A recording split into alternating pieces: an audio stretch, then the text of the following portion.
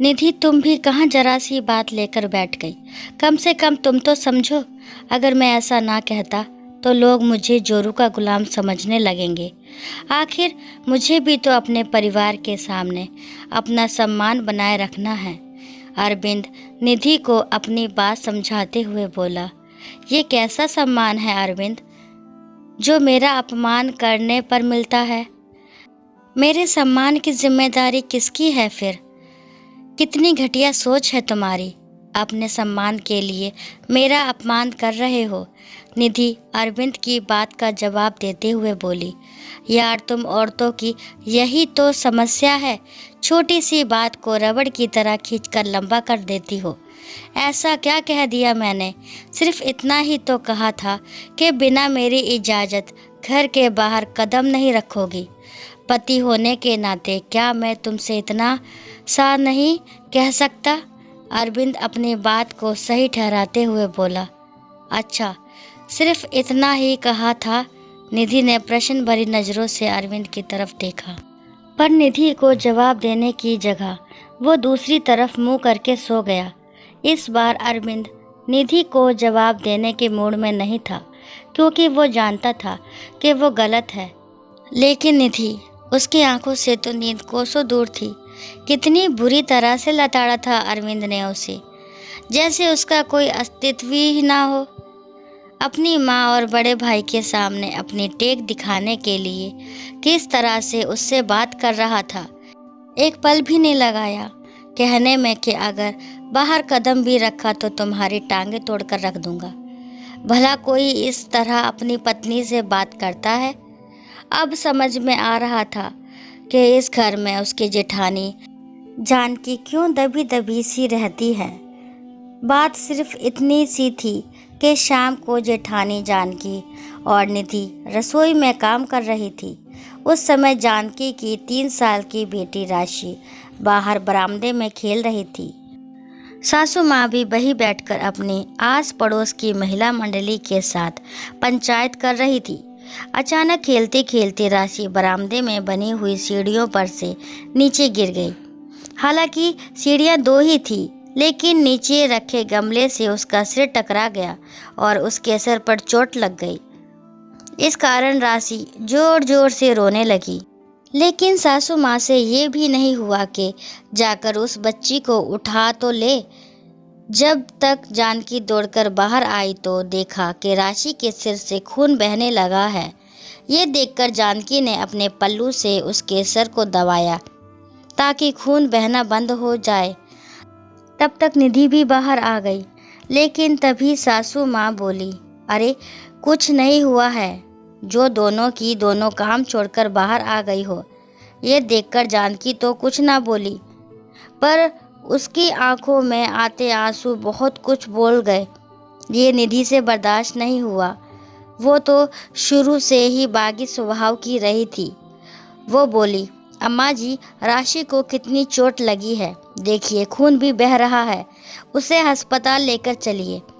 अरे कुछ ना हुआ है इसे, लड़की जात है, इस छोटी मोटी चोट से कुछ नहीं होता, लड़कियां तो पल जाती हैं, थोड़ा सा नारियल का तेल लगा दे, सब सही हो जाएगा।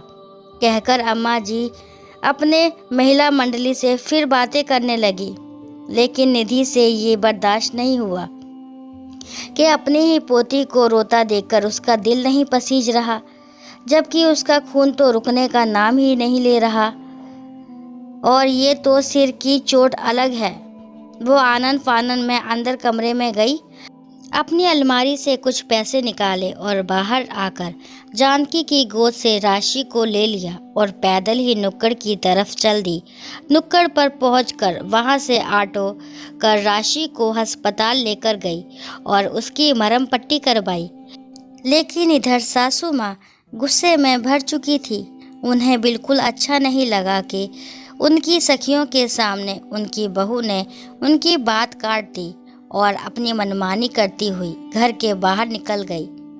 जब तक निधि राशि का इलाज करवा कर वापस आई, तब तक अरविंद और उसके बड़े भैया सुरेंद्र घर आ चुके थे। और सासू माँ ने उन्हें हर बात नमक मिर्च मसाले के साथ परोसी थी।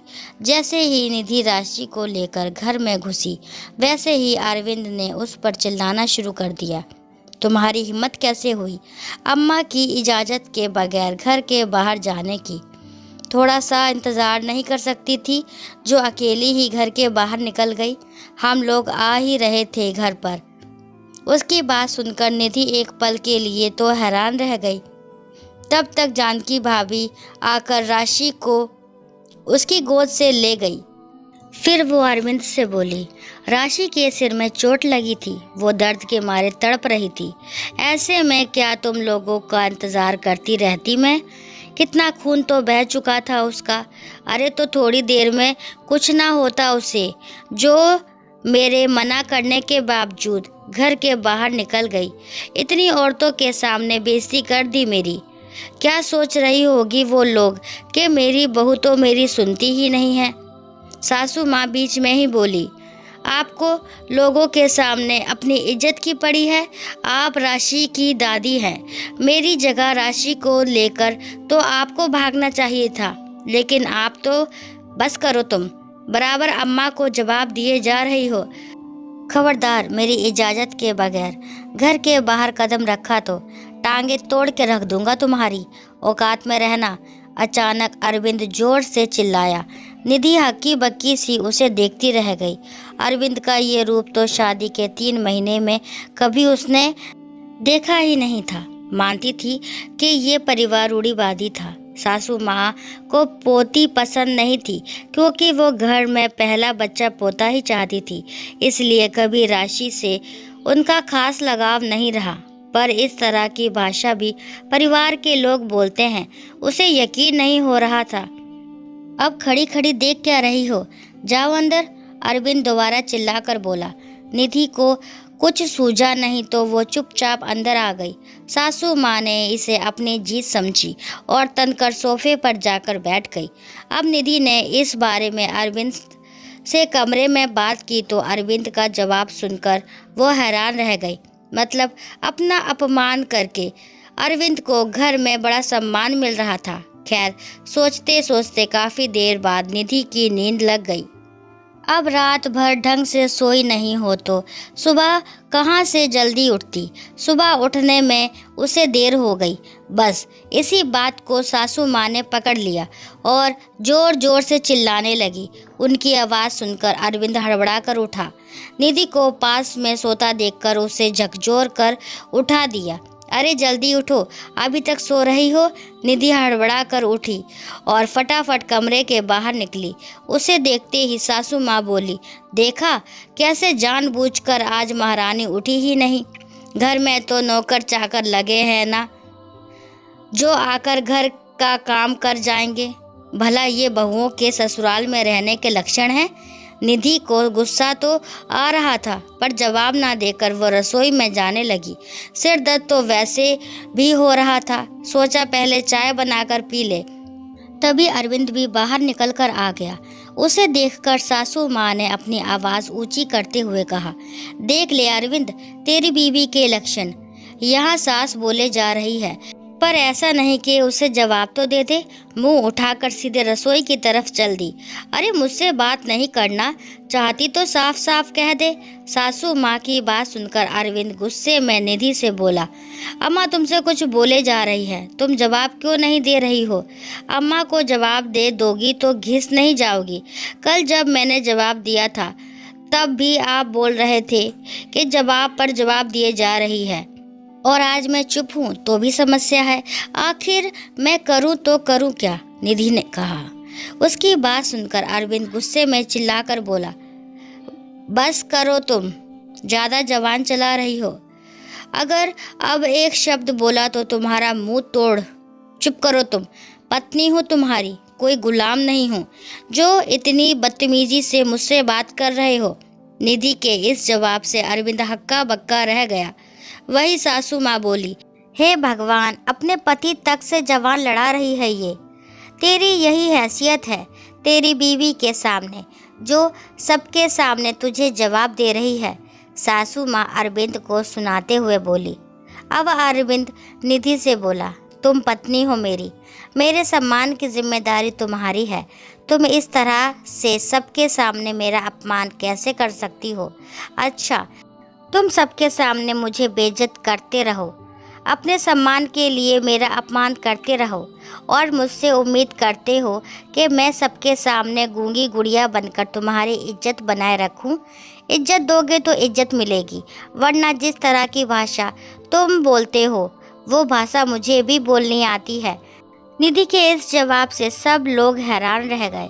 हालांकि उसके बाद अरविंद की हिम्मत नहीं हुई कुछ कहने की, क्योंकि निधि बराबर जवाब दे रही थी। उसके बाद निधि को तेज जवान वाली बहू, बदतमीज बहू, कई तरह के नामों से नवाजा गया। पर क्या फर्क पड़ता है, कभी कभी अपनी इज्जत के लिए बेशर्म तो होना ही पड़ता है। दोस्तों, आशा करती हूँ ये कहानी आपको ज़रूर पसंद आई होगी और ये कहानी लक्ष्मी कुमावत जी द्वारा लिखी गई है और उम्मीद करती हूँ ये कहानी आपको ज़रूर पसंद आई होगी। और प्लीज़ मेरे चैनल को लाइक, शेयर, सब्सक्राइब करना ना भूलें और इस कहानी के बारे में आपके क्या विचार है कमेंट बॉक्स में ज़रूर बताएं। कहानी को लास्ट तक सुनने के लिए थैंक यू।